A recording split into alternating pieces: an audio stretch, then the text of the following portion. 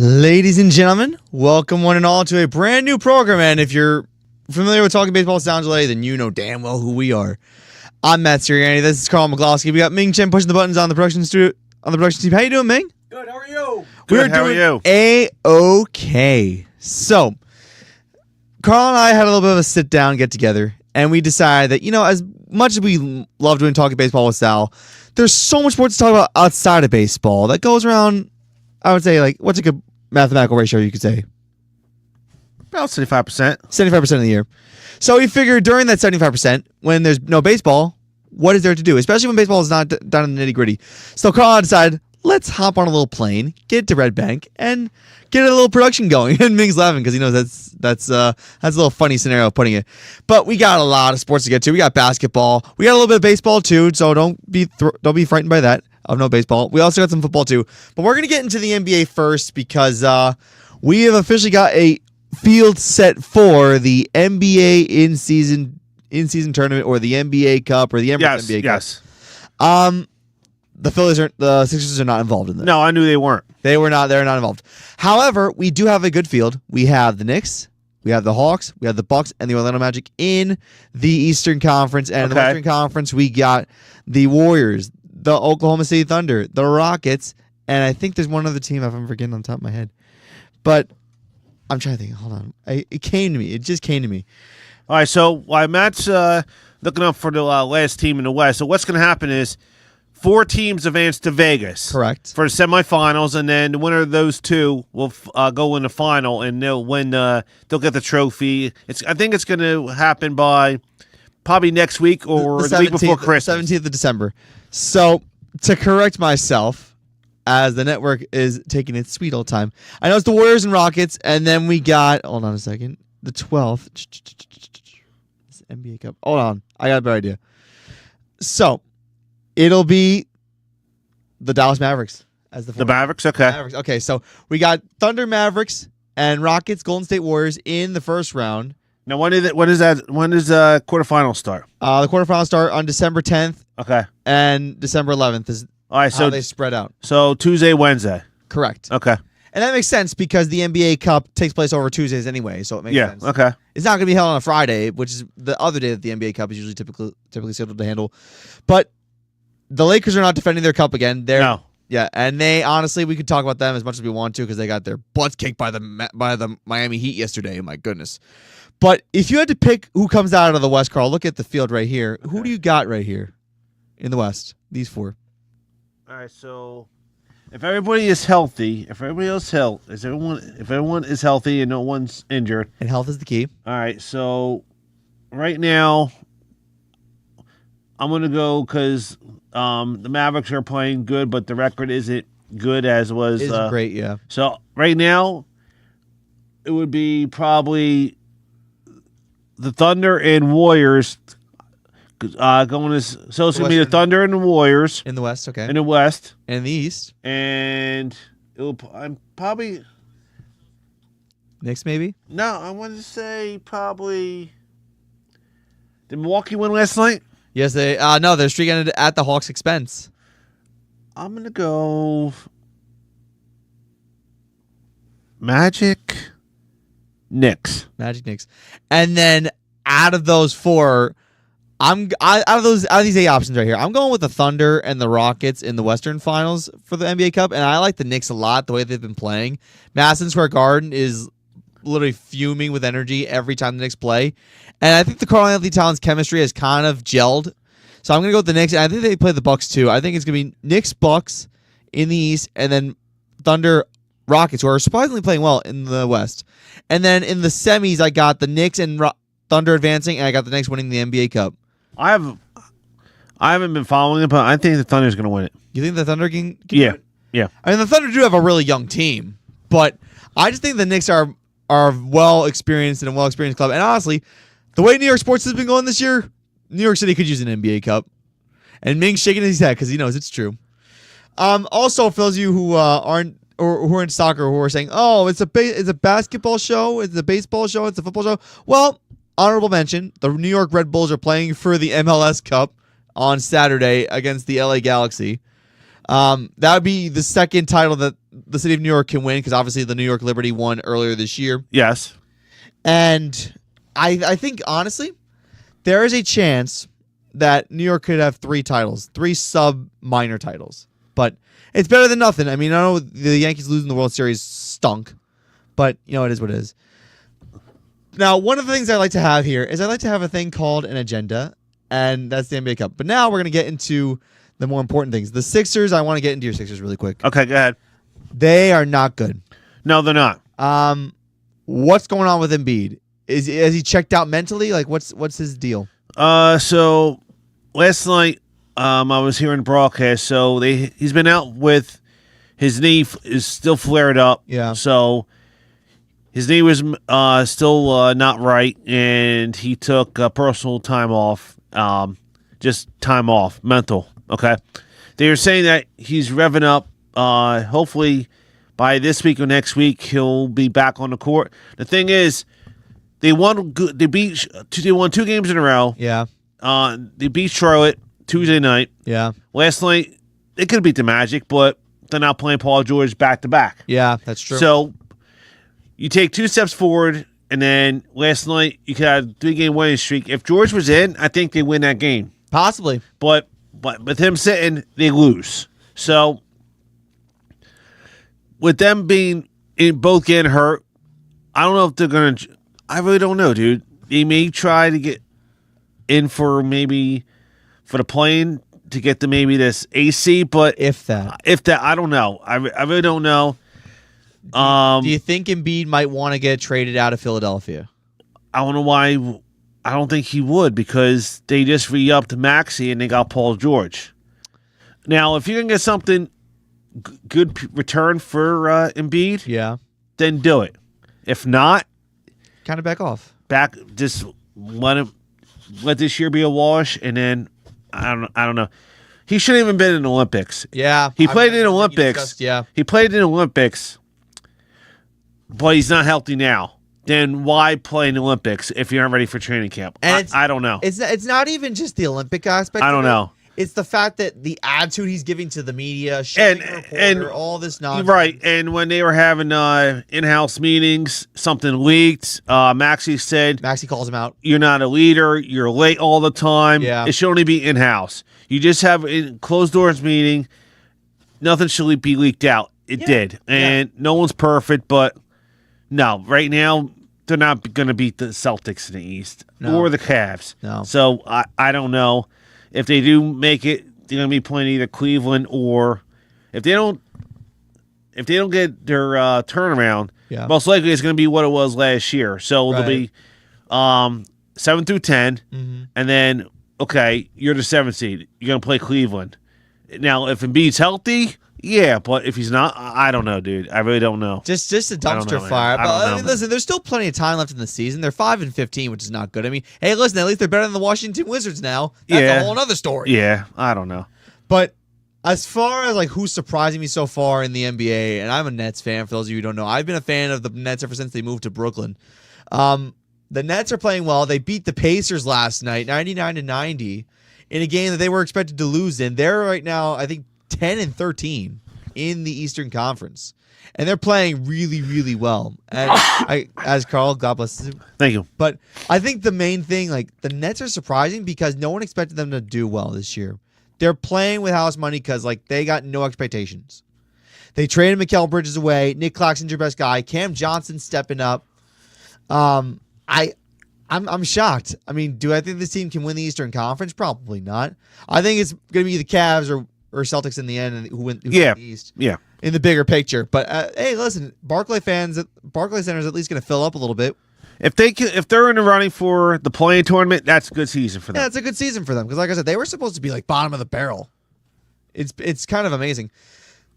But now, so remember early in the season when the Lakers started off the season strong and Bronny was on the court with LeBron for 2 minutes just to make history.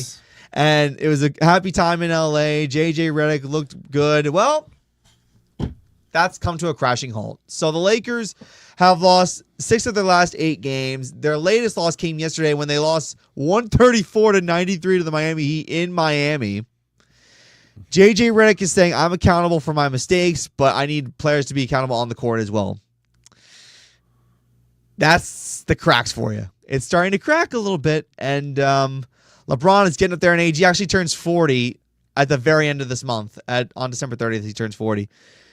I can't explain what exactly is happening, except that they're getting exposed. That's really the one thing. It's what it was last year. They didn't improve that much. The only thing they got in the draft was Dalton Knecht from Tennessee. He's a good ball player. He is. But they shouldn't draft Bronny. That was stupid. That was the dumbest thing they could have done. They done. just did it to make LeBron happy. So now he's got a 2-way contract.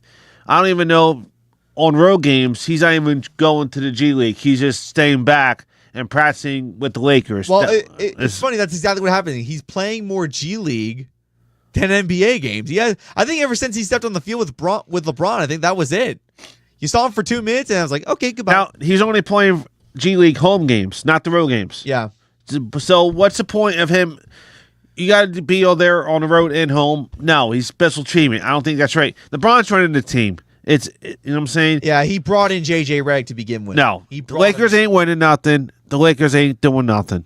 Yeah. They're going to be maybe out either in the first or second round of the playoffs. They're not doing nothing. It's kind of shocking to see how fast one could fall from grace after such a hot start, and then people are praising JJ Redick like, oh, LeBron's a genius for bringing this guy in, and now all of a sudden it's like, what's going on here? But I digress with that. There is another thing I want to get into though with basketball. It's not really the NBA. This is NCAA. UConn, the 2-time defending national champions, coached by Dan Hurley, had a bounce back win against Baylor, 76-72. Yes. They needed that in the worst way, especially because when they played in Maui for a good 3-4 day period, they lost 3 straight games in the Maui Invitational. They came in last place, but part of it was because they got screwed over in the Memphis game. Okay. Behind the back foul, and then they couldn't close out against Colorado in the fourth quarter. Okay. And then Dayton Alex Caravan suffers a concussion. Right. And they were up going into the halftime, and then I guess the concussion just kind of scarred them and they couldn't recover. Because Alex Caravan is one of their best forwards. So I guess seeing one of your players get concussed, especially at the collegiate level, is kind of traumatizing. But UConn did get a bounce back win. Yes, they did. I do think Marquette could probably take the Big East, though. I think that Marquette is a phenomenally coached team. Shaka Smart is amazing. Didn't they? I think they lost last night, didn't they? They did lose to Iowa State. Yeah. It's a non-conference game. Yeah. So, but you're going to lose these tough battles eventually against top 10 teams. But UConn, once they get to conference play, I think that's going to be a testament to how good this team can be. Because when it comes to conference play, right, that's when you really establish yourself. Right. They don't have to win. They're going to make the tournament. All they're going to do is go for seeding. As long as they're in second place, they just want to get healthy through the season play with league, then get to the Big East tournament.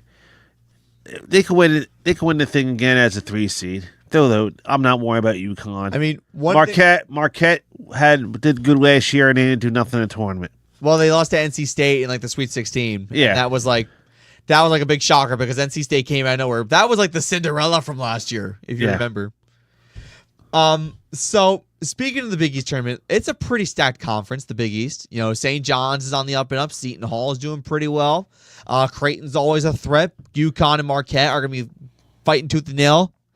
But then you got other low league teams like Providence, like Villanova, like Xavier. Other than DePaul, the rest of the conference is pretty good. So I wouldn't really count out anyone from the Big East. I think you could probably have 6 or 7 teams from the Big East make the NCAA tournament. You probably could. Now, speaking about St. John's, so legendary, all you St. John's fans out there, who know you know who you are. You know who you are. So on Sunday, you lost a member of your family, Lou Carnesecca. Yes, he was 99 years old. Wow. So he was still talking to Mark Jackson and all that stuff. So good for him. He was there for, I think, over 30 years. Wow. So I think he's the all-time winningest coach there. He always they named Carnesecca Arena in Queens from him. Yeah. So from us, we want to send condolences to the St. John's family and the Carnesecca family. that he's in a good place right now, and I have a feeling they're going to have a chip on their shoulder, St. John's, and make the tournament because of this is going to be extra motivation, I think.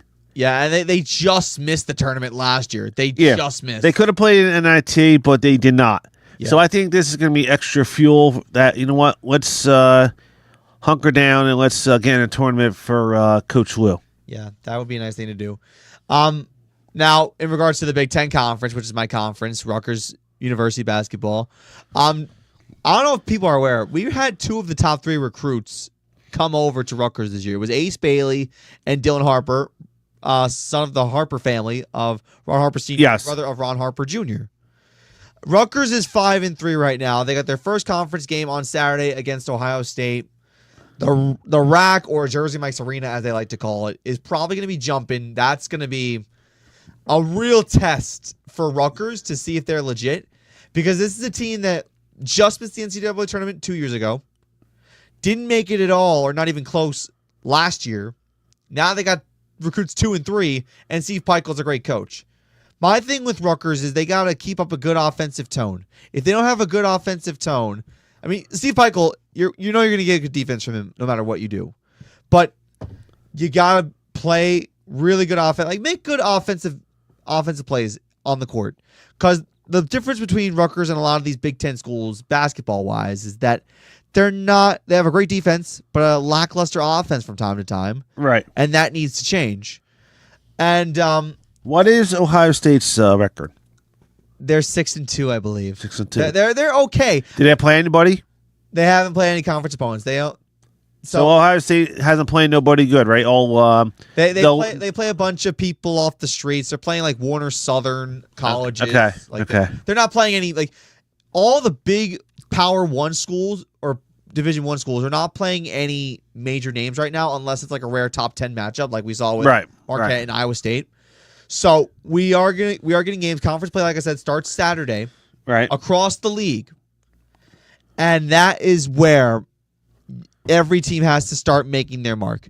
However, if you lost an early season game to a team like Warner Southern or St. Bonaventure or Drake or any of these other lowly conference schools, now it's go time, and you can't. And there's like no margin for error. No. So, before we continue with the show, I'd like to get a comment from Mr. Ming Chen. Yeah. Happy early belated birthday and happy Merry Christmas for what happened Saturday. Yeah, I mean... When was your birthday, Ming? Well, it was August 1st, but listen, you got Super Bowl, you got the World Series, you got the Stanley Cup. The only game I care about is the game. Oh, yeah. Every year... Thanksgiving weekend, Ohio State, Michigan. I don't even care about the college national championship. This is my national championship. This is the only game I care about in all of college football, if not almost all sports at sometimes. But Ohio State, Michigan. Ohio State heavily favored, 19.5 points. Yeah, Michigan's a 19.5 point underdog. Yeah, I'm a proud U of M alumni. Yeah. Graduated way back, maybe even back before you were born, Matt. I don't know. It was a long time ago. Okay. Yeah, actually, it might have been. But there was no way Michigan was going to win this game, and they pulled it off. Yeah. Great defense, heart, and maybe a little bit of luck. But they played great. It shouldn't have happened. Well, and number 2, Ohio State. We're going to go over the rankings with them in a couple minutes, like maybe 10, 15 minutes. Yeah. With what happened last Tuesday. I don't make no sense. But now, with him being basically, Ryan Day is like James Franklin, guys. Pretty much. James Franklin could beat everybody else in the Big Ten except for Michigan and Ohio State. Yeah. Ryan Day is like James Franklin. He could beat everybody else in the Big Ten, but not Michigan. Yeah. Yeah, that's crazy stat. That's the script tonight. 1-4 against Michigan. He's 47-1 against all their Big Ten teams during his career. And 1-4, 1-5 against Michigan. 1-4. Now this basically gotta love it. Ryan Day is what Ryan Day is another John Cooper. Because John Cooper used to be everybody else in the Big Ten, but not Michigan. And that's got him fired. Yeah. Now, here's the thing. Yeah. They're lucky that they're going to be in a playoff. But if they don't win the thing, I don't think Ohio State's going to win it this You don't think year. they're going to win the Natty? No. Should Ryan Day be fired at the end of the year? I think he should. I'm shocked he wasn't fired after what happened after the game. With Michigan and Ohio State players getting involved in a scrum, and you had Michigan planting their flag on Ohio State turf, and then Ohio State players were ripping the flag to shreds. That was unacceptable. And I'm shocked that Ryan Day didn't at least take control and say, hey, calm down, get back to the locker room, we'll discuss this later. No, it had to go into a brawl. I think it's the intensity of the rivalry. But back to the Ryan Day question for a second. How many chances does this guy get? It's seemingly every year. Like, he gets a chance almost every other year where it's like, okay, you have a chance to win a national championship.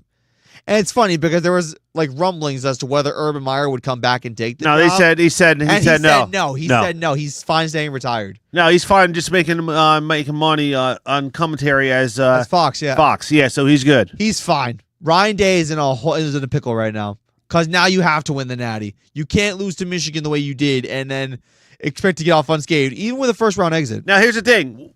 Now, last year he had Colin McCord. Yeah. He threw Colin McCord under the bus because they lost at Michigan. Yeah. Michigan just ran the ball down their throat last year. Yeah. It wasn't his fault. So he said, no, I don't want you to come back as my starter. So kudos for Colin McCord going to Syracuse and being a good quarterback for Fan Brown this year up in Syracuse. Yeah.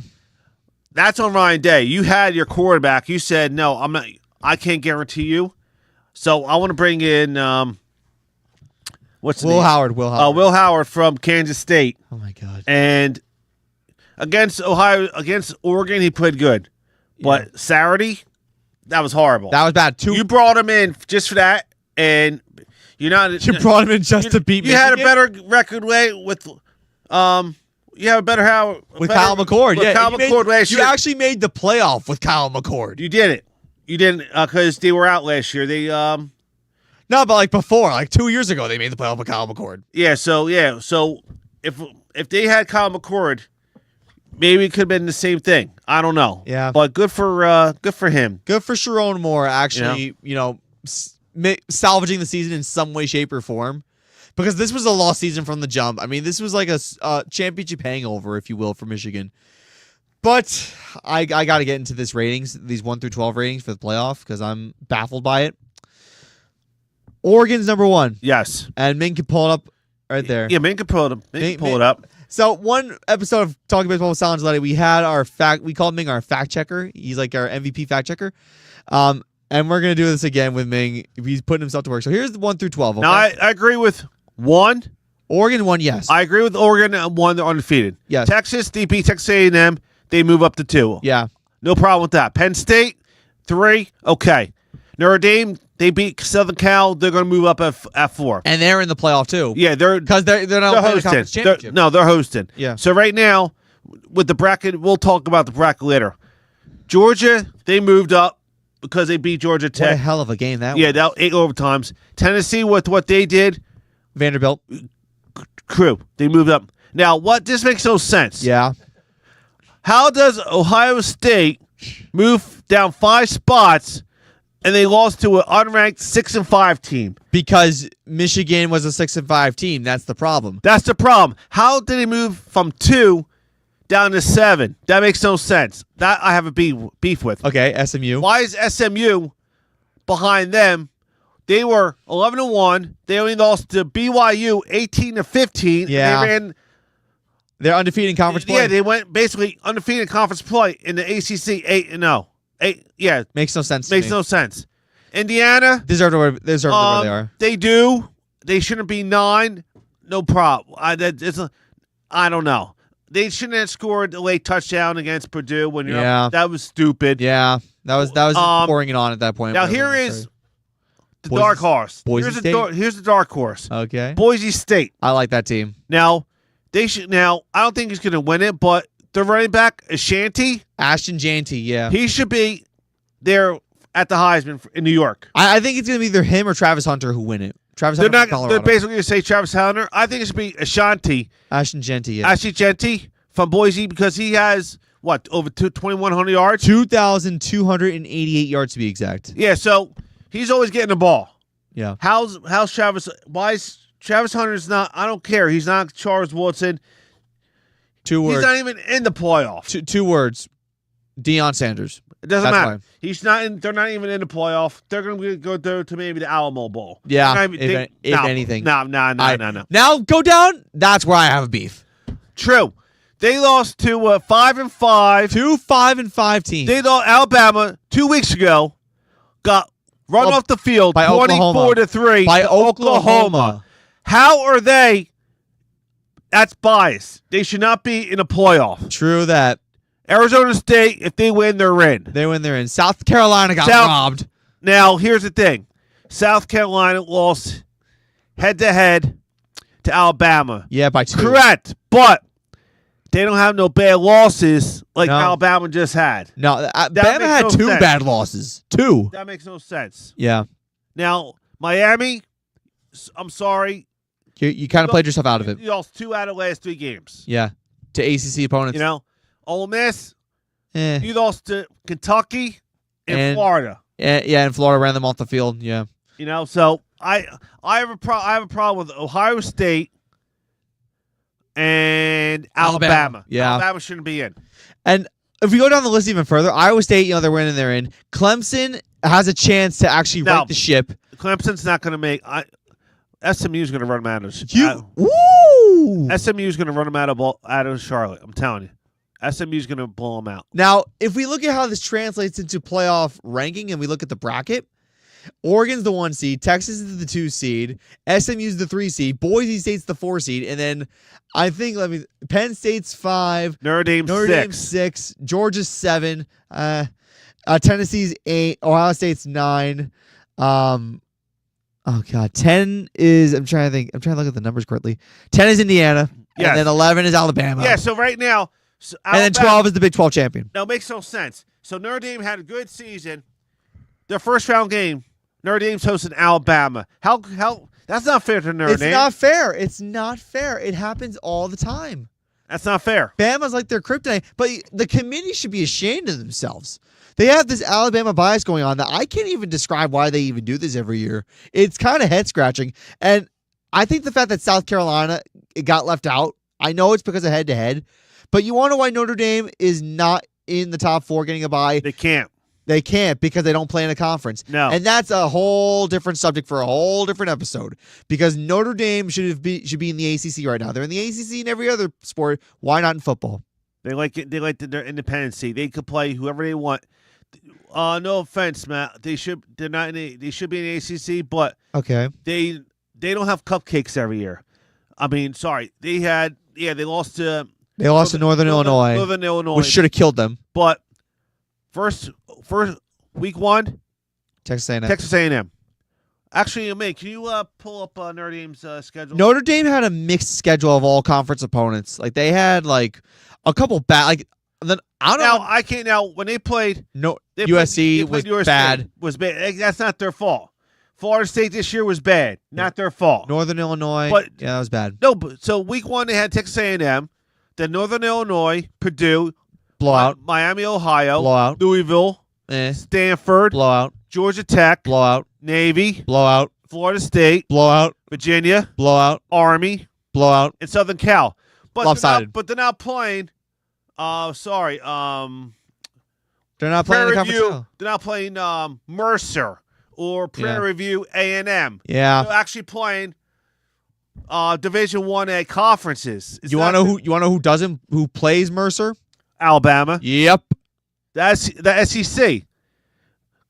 You know, that's horrible. Can you pull up Alabama's schedule? Oh God, they played Auburn in the Iron Bowl, which they usually win almost all the time. But look at this schedule. Let me go to Alabama's. Western Kentucky. Yeah, Horrible. that's a Sun Belt. But yeah, that's normal. Southern USF. That's the That's American. fine. Wisconsin. Georgia. Georgia narrowly won. Vanderbilt. Lost. South Carolina. Should have lost. Tennessee. Lost. Missouri. LSU. Yeah. That's what I have a problem with. Mercer 52-7. That's my problem. Like, what is Mercer, this? They should eliminate that. They should have them play something more. Now, here's what they did.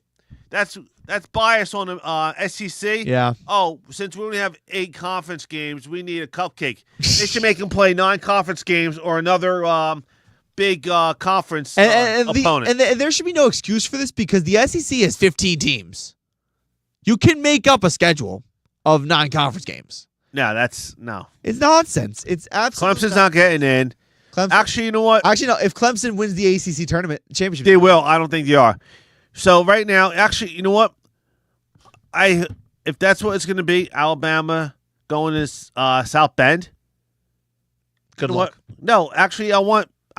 Let's see what happens. You want? You know what? I want Alabama to play Notre Dame, and then Notre Dame's going to run them off the field. I hope so. And then that's biased. You know what? We shouldn't have them in the playoff. And honestly, the people who said put Bama in 2016 turned out to be right because we had the best playoff ever in 2016.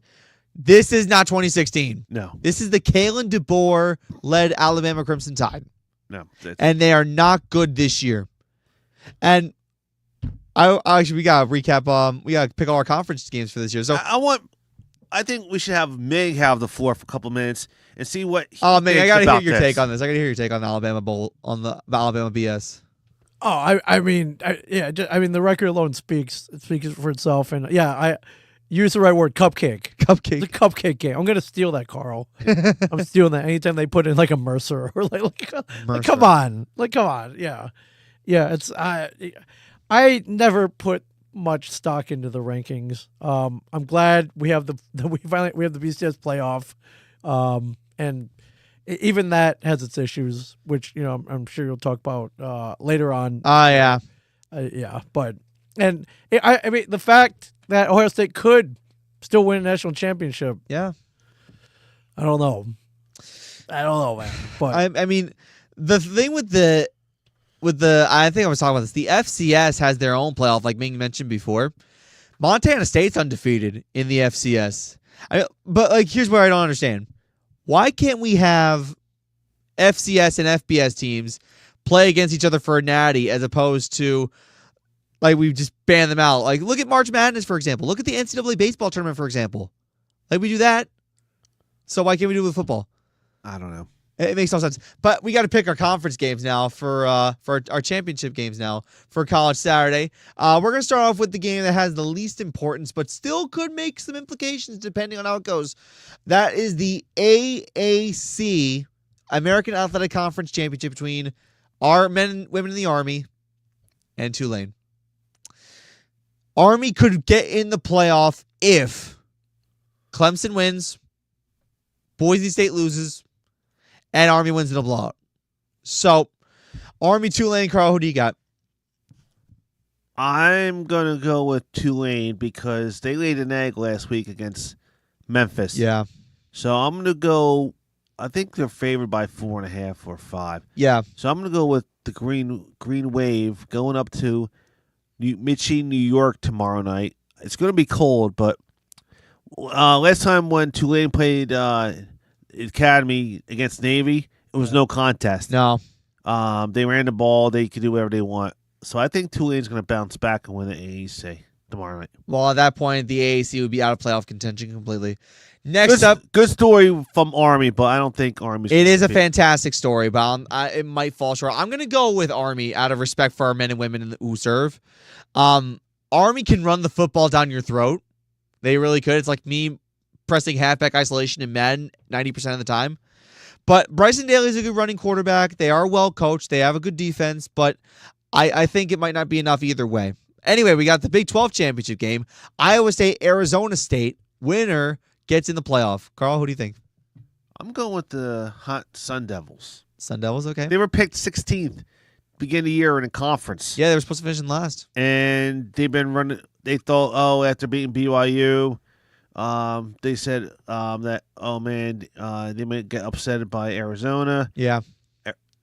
Sun Devils ran them off the field, and then they were trying to plant the flag and this spear, actually the pitchfork, Yeah. at midfield at the 50, and Yeah. they weren't happy about that. No. But I got the Sun Devils. Now, it's going to be tough because It's going to be 11 a.m. kick in Dallas, 10 a.m. in Tempe in Arizona.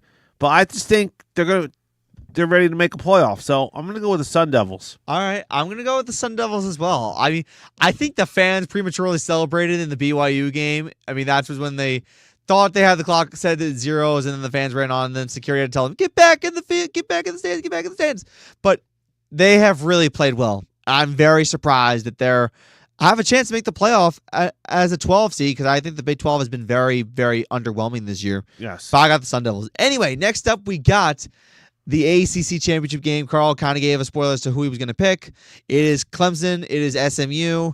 Dabo Swinney never used the transfer portal. This is probably his best chance to make the playoff this year. I'm going with the Mustangs. I'm going with SMU. They said, there's no way that they're going to come over to ACC and compete. And look at them. Undefeated conference play. Undefeated conference play. SMU's quarterback is good, Kevin Jennings. Yeah. They have good defense. They can run the ball and be bullies. I think they're going to bully Clemson, and I think they're going to go after and get Kate Klubnik. Okay. They had a chance. This was messed them up. Yeah. If they won last week, if they won on Saturday, Yeah. they assured themselves at least A bye. a playoff. Yeah. But Kate Klubnik threw a stupid pick late in the fourth quarter when they were trying to tie it up with a field goal. Mm-hmm. So I think I said 2 touchdowns. I think You said SMU was going to run them off the field. yeah, I'm not be. They said 2 touchdowns. I think by the end, it might be only 10 when the game is over. But Okay. I think SMU is going to be. Now I think they're going to get one of the buys. So Yeah. I'm going with the Mustangs. I'm going to go with the Mustangs as well, but only by a field goal. I think this game is going to be much closer than people think, because Dabo Swinney is a former national champion. He's won the ACC championship plenty of times before during the Trevor Lawrence and Deshaun Watson eras. I think he's got another one in him, even with what he's got. And I think Clemson can make it work. I think they can make it close, but I think their season's over after SMU beats them by a field goal. Next up, we got the SEC championship game, a rematch between Texas and Georgia. I know. So when they played a couple weeks, they played about a month ago. Yeah, Texas lost by 15 points. correct. Now, how you don't know what you're gonna, you don't know which Georgia you're gonna get. You don't know if you're gonna get locked in Georgia or mediocre Georgia. Here's the thing: if Georgia loses, They're do they get penalized for losing, or since they made it to the conference championship, it doesn't matter? And do they fall further down in the rankings? Texas is in no matter what. yeah. I think Georgia needs this game more. Yeah, I agree. Than Texas. Yeah. So I'm gonna go with Georgia. Okay. Probably by a field goal, because you know how Kirby is. Oh, no one's giving us a chance. Kirby Smart is a really good coach. No one's giving. He's like he learned under Nick Saban. No one's giving us a chance. Everyone's saying Texas, Texas, Texas. Woe is us. Woe is us. He's the new Nick Saban. Now here's the thing: if Carson Beck doesn't turn the ball over, Yeah, and he's efficient. Georgia will win. Okay. I think they'll do that, and they'll run the ball. Okay. Now, if you have the second half Georgia against Georgia Tech, you're good. Yeah. The first half wasn't that good. No. So I say Georgia by a field goal. All right. I'm going to take the favorite. I'm taking Texas in this one. I think that Texas is so well coached. Another Nick Saban assistant, Steve Sarkisian, has done really, really well. And I believe that Texas can win the SEC championship and get the bye. I feel like if Georgia loses this game, they're not going to get penalized because, listen, we got a 3-loss Alabama team that's not even going to Atlanta in the field. So Georgia really shouldn't be penalized. Plus, they have 10 wins already. So I don't really see knocking Georgia out of the equation as like a big possibility. Hey, South. Hey, Glad you guys doing, could turn Sal? in. How you doing, Sal? Thank you for tuning in. But yeah, I'm going with Texas. Next up, we got the Big Ten championship game. This is probably meaningless because it's really just for bye purposes. Right. But undefeated Oregon taking on Penn State. All right, so this is gonna basically see who gets the top overall seed, Pretty much. and Because the Big Ten's been the Yeah, best so- conference this year. that's what's gonna happen. So whoever wins will be the top overall seed. Whoever loses will be the 5 seed and get the first home playoff Pretty much. in 2 weeks. Pretty much, yeah. So, I don't know. Penn State had that chance against Ohio State, and they shot themselves in the foot. Yep. Oregon's been the best team all year in the Big Ten. If not now, when? With James Franklin. You know, he's won a Big Ten championship in 2016 when he had Trace McSorley and Saquon Barkley. Mm-hmm. He has a good tight end. Okay. Tyler Warren. Mm-hmm. His quarterback is not turning the ball over way too much. He is efficient. He's got 2 good running backs. Penn State can run the ball. They can. Oregon is bully because Dan Lanning learned from Kirby Smart at Yeah. Georgia. Yeah. So I'm going to go with the Nittany Lions by a field You're saying goal. Penn State actually wins a big game. I'm going to give them. They have to, dude, because I think they need it for the psyche. Because if they lose, I won't be shocked if If they get the 5 seed and possibly lose to Arizona State. correct. That I think they need this more than Oregon. All right. So I'm going to go Penn State by a field goal, man. Quack, quack, quack. Give me the Ducks. The Ducks? I'm taking the Ducks. All right. Next up, we went through AAC. Oh, the Mountain West Conference. This is probably going to be a schlocking, but Boise. Boise State all the way. They're getting a bye. Boise. UNLV is going to they're going to be like children on the Boise. field, trying to tackle Ashton point- Dainty. Good They're luck. playing on in Idaho on the blue turf. Yeah, I love the blue turf. Boise, man. I Give me Boise. love the blue turf. Good for them, man. They deserve to bye. They do. I mean, listen, Ashton Dainty's going to be the Heisman Trophy winner, and I think Travis Hunter comes in second. All right. We're going to get into a little bit of baseball now because You're not going to pick the MAC and all that. those conference championship games are kind of they don't mean much. I mean, what do you want me to say? But anyway, we got a little bit of baseball talk. So we did get some news about, oh my God, I can't believe I'm saying this. Golden at bat. No, don't like it. Rob Manfred. I heard about it. That's Rob Manfred. stupid. What? What's going on here? Golden at bat? No, man. No. What is this? MLB The Show? It's not gonna. It's not gonna pass. It's not gonna pass. It's not going to pass. The fact that he's even bringing this No, up, man, it's no. a joke. No. It's not gonna pass, man. It's not gonna pass. It would No. be. No. So that's part number 1. Part number 2. The Juan Soto sweepstakes is starting to gain ground. Juan Soto said that over the weekend he's going to narrow down the field. Apparently all 30 teams are still in the running, even though that's not the case at all. And by the way, don't believe non-professionals on Twitter, because I saw a guy say that Juan Soto signed a 13-year, $675 million contract with the Colorado Rockies. And I immediately was like, nope, pass. I know where he's going. I know where he's gonna go. Speak. He's going to Queens, dude. He's gonna be with the Mets. I think CJ Cullen, our old birthday boy, who was his birthday a couple of days ago, would probably love that. Steve Cohen has the money. I don't see why not. But like, if George Steinbrenner were alive, this wouldn't be a problem.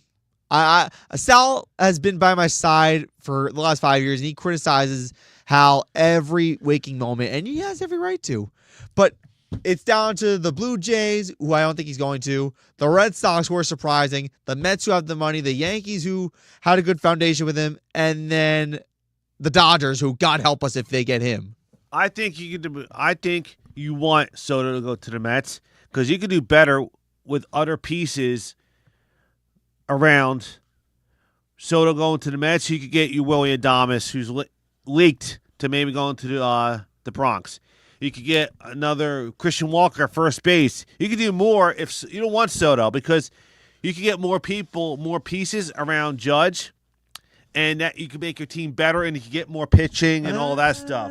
So I'm telling you, I think it's let him go to the Queens, and him and Lindor is not going to be able to do nothing because Severino. Oh yeah, he just signed the richest contract in A's history. Vegas. He's with the A's. Yeah. So no. So if he goes, and then they're not going to afford Alonso. I think Alonso's going to the Cubs. But dude, to stay competitive, you don't want Soto. You're not going to have the money, bro. I'm telling you. You should. I know you want him that bad. It doesn't make sense. I want him that bad doesn't because make sense, dude. I mean, it doesn't make sense, but at the same time, at least we look like we're a competitive team on paper. I think you can make. What do you think, Mink? I'd love to hear this. First off, I want to hear about your thoughts about a Golden at Bat before you get to one. Golden at Bat is an atrocity, an abomination, and for anybody who hasn't heard about it, I believe just basically gives you the opportunity to, I guess, once per game. Substitute out a weaker batter once per game. That's it. For a stronger batter. So you could take out. You could sub Alex Verdugo with Juan Soto. Or Aaron Judge. Yeah. Once for a bat. This was like the NFL Blitz, MLB The Show. We're turning this into a video game. So seriously, I think Rob Manfred's just trying to. He's trying to revel in his own press right now. He's like, all my changes have been great. People have been embracing them, whatever. He's trying to squeeze out whatever he can before he loses his commissioner job in a few years. Yeah, but it's not gonna. No, there's no way there'd be a riot. It's not even baseball anymore. So it's not even baseball. And I still say get rid of the ghost runner. If anything, push it back to the 12th or 13th inning. But to immediately start at the 10th inning, I think is an abomination as well. But that's my opinion. Now, where do you think Juan Soto goes? I think he's going to Queens. I think Steve Cohen needs to make some kind of move that will not only sell a ton of jerseys, but will excite the fan base. And, listen, he hasn't made the best of moves. Listen, they got Verlander and Scherzer off the books now. Yeah. They have the money. True. They want to excite everybody, maybe flip some fans, maybe get some more fans, compete with their bigger brother up in the Bronx. Yeah. This is the way to do it. So, and he's got the money. No doubt. Now, Steve Cohen's one of the richest owners. He's got in the money. Mets did great last year, revenue-wise. The revenue to salary ratio, they made a lot more than they spent. So, they didn't lose anything. I think it's gonna make your team better if you don't sign him, dude. I think it's gonna hamper you if you do sign him. Well, and that's not. This is us not being a Yankee fan. We can't stand. No. I get it. I think I get if you get them, it's going to hamper you, dude. I get it, but at the same time, it's like the fans. If we lose Juan Soto, the air is going to be sucked out of the balloon. I don't think so because he's not a good defender, dude. He's not a real good defender, and does he really show up and play hard every time? He did get nominated for a gold. He got nominated for a Golden Glove. Yeah. How him and Verdugo got nominated, I don't know. Verdugo, you can't blame Verdugo. Verdugo's a good defender. He's a good fielder. I saw him fall over on his face during that Orioles game when they lost. That was one time. And I was at the game where he completely flat just missed a fly ball during that first inning when the Orioles. That was 2 times. I was there. I saw it in front of my face. I was like, dude. Now, Sal, if you can hear us, chime in and with a message if you think. It makes sense if make your team better. If I you don't hear what Sal has to say about this because that's a pretty interesting point that you can make. I mean, you don't want to get hampered. And also, it depends on the years. If he wants 13 years, no way. 13 years, no 6. Way. Like, if it was like that one crazy Twitter guy who says 13 for 675. No which doesn't even make sense. So yeah. If you want 7 or 8, maybe. Yeah. But how old is Juan Soto? He's 26. He just turned 26 in the day of game 1. Yeah. Give him 10. 10. Okay, I would go to 10. 10 for what? 600 mil? That's 620? it. I'll just do 10, 600. 60 mil a year. That's pretty good. If Boris says no, good. Bye.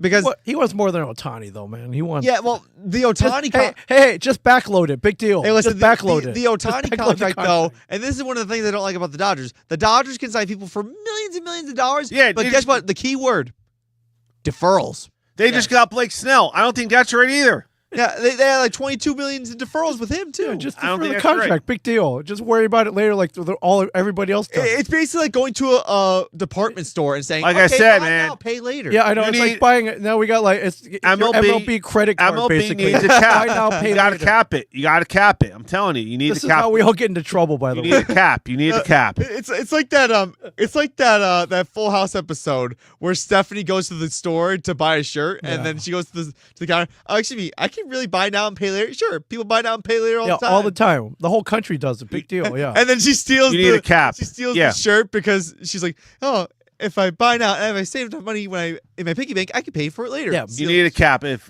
you need a cap by the next bargaining CBA. MLB needs a cap. I'm Yeah, sorry. big time. All right. Our one sort of spiel is basically off the books. But now we got to get into some NFL because we got a couple of big games going on. Actually, we got Thursday Night Football in like 6 minutes. So let's pick that game really quick. Okay. Before we get into other stuff. We got the Lions, we got the Packers, Yeah. and Thursday Night Football. Oh my. And the spreads, I like to pick based off the spread.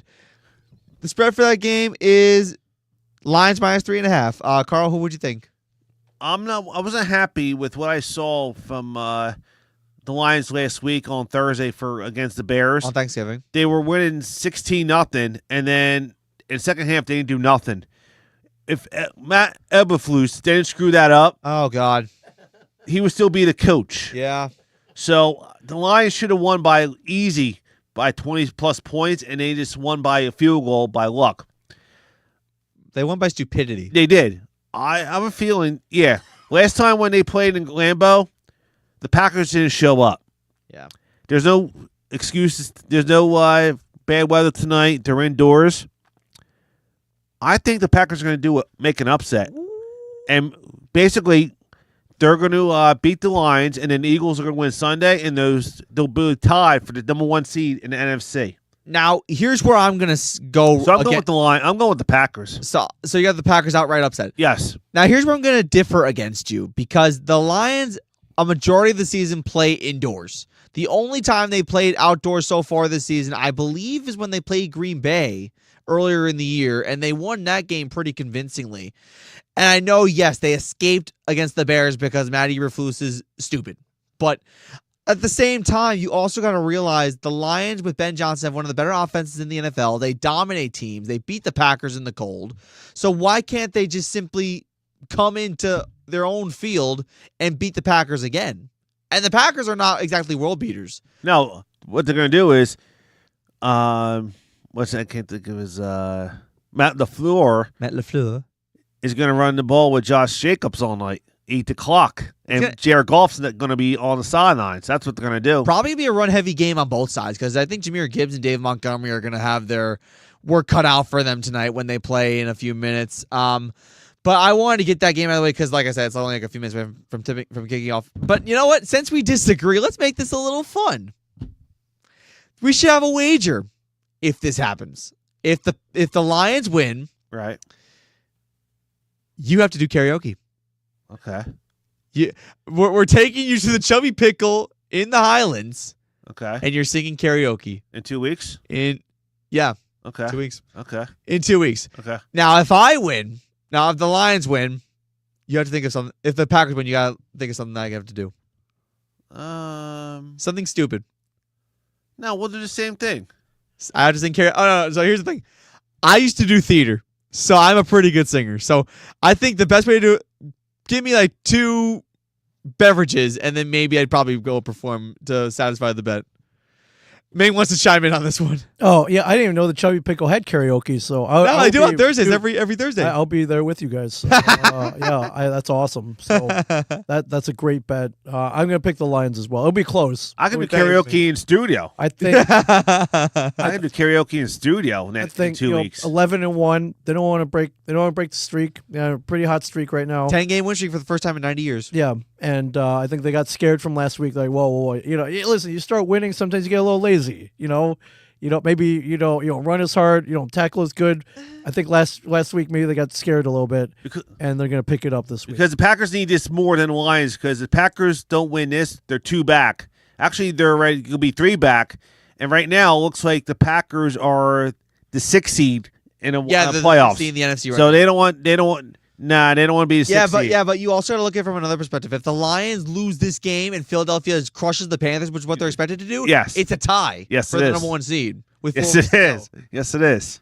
But I think the Lions don't want to lose Ford Field for the entire playoffs. I don't think they want to lose Ford Field. So as much as it's hard to keep your foot on the gas, they got to keep their foot on the gas.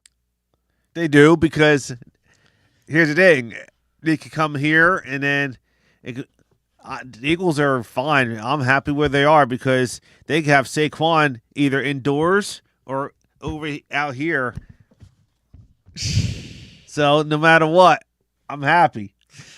I'm happy. Saquon. I'm happy. Okay. I'm happy. Okay. All right. Before we get into the NFL news, actually, now that we got the Bears and the Lions and Packers over with, let's get into the NFL news stuff before we get into the rest of our picks. Matt Eberflus, as mentioned, was fired by the Chicago Bears after a 4-8 start, a 6-game losing streak this season. Caleb Williams has regressed. They have not recovered from the Hail Mary game. No. Bad decision after bad decision. Yes. And the fact that he's doubled down and stood his ground on every single decision he's made, I think probably cost him in the end. Yes. So there's that. News number 2. Azeez Al-Shaair of the Jacksonville Jaguars. Oh, that hit was bad. That hit was bad. I saw that for hit, man. clubbing Trevor Lawrence in the head with his elbow that was heavily padded. All hell broke loose in Jacksonville. Yes. Guy was suspended for 3 games. And then he has the audacity to say, if you want a villain, you got a villain. Bro. I saw when he slid and he made that hit with the elbow. I was like, oh my gosh. I thought he weighed him out. Now, this is a little bit of a debate, and even if Bing wants to chime in too, he could absolutely chime in. Trevor Lawrence had a very terrible slide. He slid at a very, very bad angle. Yes, he did. And did Azeez Al-Shaair really mean to hit the guy with his forearm in the head? I know he slid, but he can't lean in like this and boom, but to the helmet. Yeah, I get that. That's that's a flag right off the mat. It's a flag no matter what. But did Azeez Al-Shaair, even before he called himself a villain, apologized to Trevor Lawrence and said, "Hey, it's not my bad, bro. I hope you're okay." But I think Azeez Al-Shaair got punished appropriately according to the NFL standards. No, you can't. But you can't make that comment. I'm a villain. No. You can't say that you're a villain. You can't say that. No. That's the one thing I will say.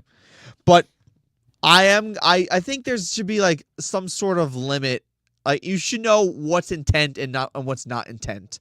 And I don't think there was any malintent with Azeez Al-Shaair. And I think me wants to say something. Are we playing football or is this the ballet all of a sudden? Remember old school football? Like that you wouldn't even question that back in the day. It's tough. How many times do you see quarterbacks try to fake a slide and then they keep going? It's a tough call, man. And now the NFL. I think 3 games of success is 1, sends a message. Yeah. Did he do it with intent? That's his job. His job was to cream the quarterback, right? I mean, whoever's got the ball, it's his job to tackle him. No, I don't. You don't want to see anyone taken out for the season or injured in any manner. But that's a tough call. I've seen so many quarterbacks fake that slide and then they keep going another 10 yards. And what are you supposed to do? So, I don't think he meant to injure them for the rest of the season. Yeah. But you got to take the guy out. That's your job. It's football. It's football. So Yeah, and now apparently I feel 3 games is excessive. And I was watching Get Up this morning, and apparently now the NFL is discussing like the slide rule and what should be considered okay and what's not okay when sliding with your quarterback. And now that's coming into question. Sure. Which now I think this is actually a better discussion than the hip drop tackle thing, which they're trying to get rid of. The NFL is just trying to make the game safer, and I completely understand it. Yeah. But you got to have like a firm ground and like a good medium for every single rule. Because right now it's just like there has to be like a definition for everything now. Like define an illegal hit, define intent, define an unnecessary roughness. Define everything has to have like some sort of like explanation. Well, for quarterbacks, you're only allowed to hit them right here, Chest up, stomach or chest up. If you tackle back, say you tackle him at the legs, you could tackle him with the legs. They're calling personal foul, roughing passer because he went low. That's a clean hit, but Now they don't want knees. It's the whole tackling Like, thing. I understand targeting in college football where you can't lead with the crown of your helmet. I understand that because head to head, that's double concussion I city. got the perfect solution for all of this. Everyone should wear a belt with 2 flags on it, and when you pull out both flags, they're down. Yeah. Like, come on, that's what we're going toward now. Like, yeah, It might well just be 2028 Olympics now because we got flag football coming up there. yeah. I mean, where do you draw the line here? There's got to be a line drawn. Where do you draw the line? And let's be honest, Trevor Lawrence kind of sucked this year, anyways. So, Yeah, you know, heal up, come back next year, and I don't like to see him taken out for the rest of the year. But they weren't doing anything anyways, so he gets a free vacation. So yeah, and hopefully and he's not eating his meals through a straw. He'll be fine. He'll be fine. He'll be fine. Okay, let's go through the rest of our games based on the spread. We are past the 1 hour point, but it's okay. We got 12 of the games to pick. All right, next up we got the New Orleans Saints at the New York Giants. It is the Saints minus 4.5. No more Taysom Hill for the Saints. Both teams are a mess. Yeah. I'm just gonna go with the Saints because they're less of a mess than the Giants. Do they cover? I think they do. I gotta go with the Saints as well. The Giants are terrible, and Drew Lock is starting again. Next up, we got the Jaguars at the Titans, and it's the Titans minus 3.5. No Trevor Lawrence. But Mac Jones didn't look that bad when he came in. He led In relief against the Texans. Yes. He had led to a couple nice scoring drives for the Jaguars. Yeah. For Jacksonville, I'm going with Mac Jones and Jacksonville over the Titans. Oh, another outright win. I'm going with the Titans. I just can't see anything with Mac Jones. Next up, we got the New York Jets in sunny Florida to take on the Miami Dolphins, and the Dolphins are a 6-point favorite. Fish all the way. Jets have given up. Atlanta Falcons at the Minnesota Vikings, led by Sam Darnold. Vikings minus 5.5. This is going to be the last straw for Kirk Cousins. If he has another bad game, they're going to pull him. He's going to be on the bench. He needs this more than the Vikings, but I think he plays good. But something about the Vikings, man. Their defense, maybe? They're winning. You know, they don't look pretty, but they're winning. Hey, listen, who cares? I'm going with the Vikings. I think the Vikings are going to win. I think the Vikings win as well. I think Sam Darnold is probably in the front-runner position for comeback player of the year. That's how well he's been playing. And at one point, he was the best passer in football. Here's the thing. After this year, does he stay or does he get a contract to be a star somewhere else? I think he gets the starting contract with the Raiders, if I'm being realistic with you. I think that the Raiders typically love to sign veteran quarterbacks. They don't like to, go with the rookie hand for some reason. Or if Russell Wilson doesn't work out, you can sign him to the Steelers. You don't think Prime Son's going to go to the Raiders? No. No? No. I don't think Prime Son's going to the Raiders. I'm scared for anyone who takes Shedeur Sanders. I'm scared. Because then Deion's got to get involved. And that's the last thing you want. Next up, we got the Carolina Panthers at the Philadelphia Eagles. The Eagles are 12.5-point favorites. Go Birds.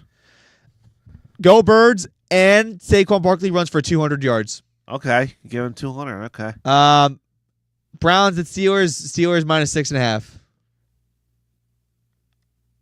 I'm going with the Steelers, man. Russell played good last week. I don't know what against that game. I don't know why they put a couple weeks ago when they lost that Thursday night game to Cleveland in the snow. I don't know why they put Justin Fields in when Russell was throwing a nice deep ball. Yeah, I got the Steelers, man. I think the Steelers are going to be probably the 3 seed.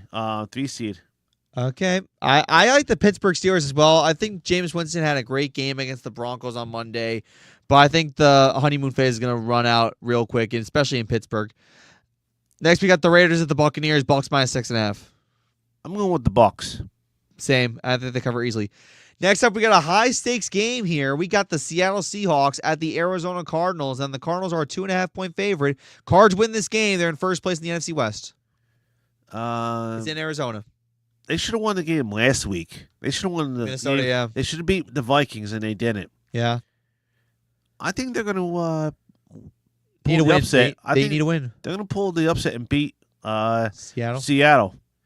I'm going with the Cardinals as well. I think that Seattle, even though Geno Smith's had a good couple weeks, a lot good few weeks because he beat the Niners, then he beat the Cardinals, and then he beat the Jets. But I think that little stroke of luck ends here. Next up, we got the second MVP candidate, Josh Allen, going to LA to take on the Los Angeles Rams, and the Buffalo Bills are 3.5-point favorites.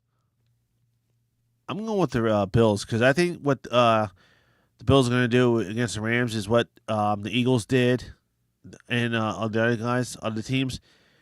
You're going to run the ball with James Cook and all that. So I'm going with the Bills, man.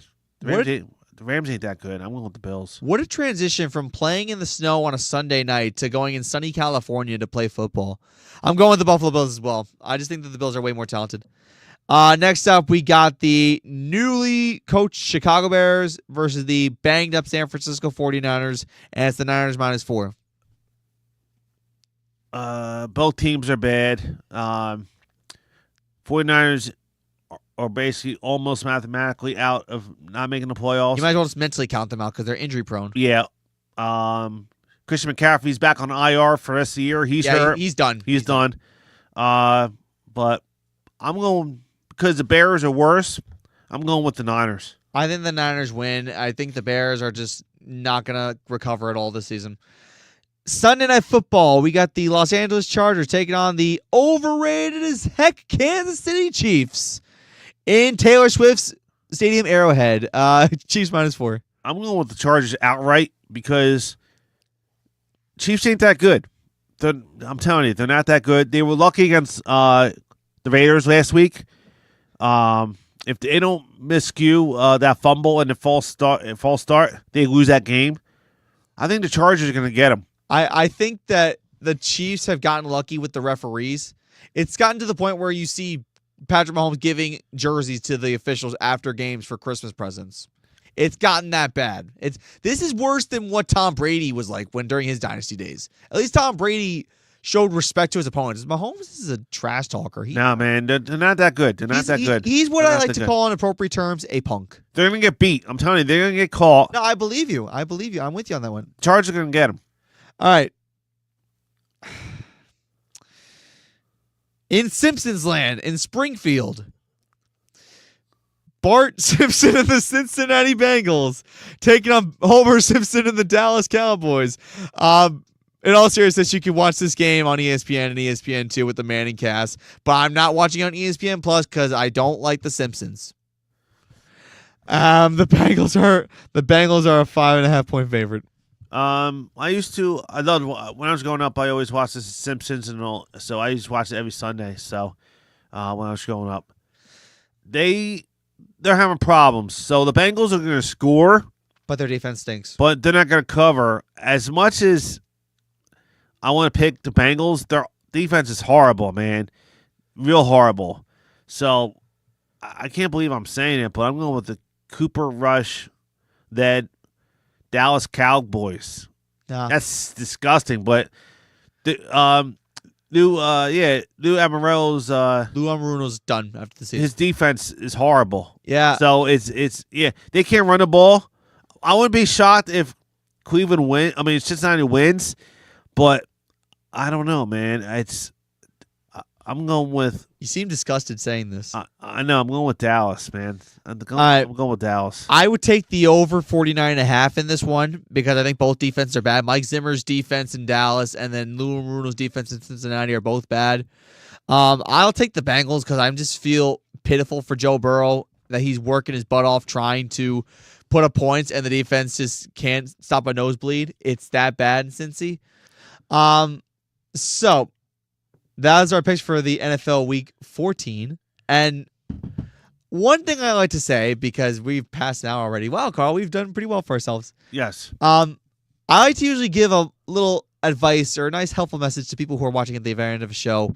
My helpful message to everyone out there is if you see someone out there who is 60 years and over, take care of your elders. Like SpongeBob SquarePants once said, old people are the greatest. They are full of wisdom and experience. Ding! But it's a true quote. It really is, because senior citizens are the backbone of this country. They give us the the wealth and knowledge that we need to succeed in life, especially for someone like my age who's going to be 27 soon.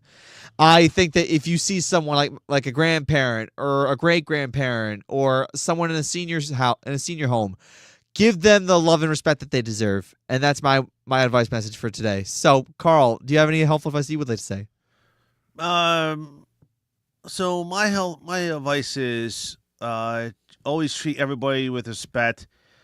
Just because you may not always agree with everyone, let them give their opinion first. Basically, agree or disagree. Let someone give their opinion first, and then if you agree, you discuss it, and then say, you know what, I like your way, but I think we could do it just a little bit more. I'll take what you have, but put both opinions together to make a better option plan in place. So don't always say it's my way or the highway. Always listen to your teammate or your coworker, or say, you know what, your idea is good. Let's take your idea but let's tweak it a little bit and make it a better plan than always no. I like that. All right. So, from Matt Siriani, Carl Maglowski, and Ming Chen pushing the buttons. Thank you, everyone. God bless you all for watching the first episode of the Equinox, and we will see you next week. Take care, everybody.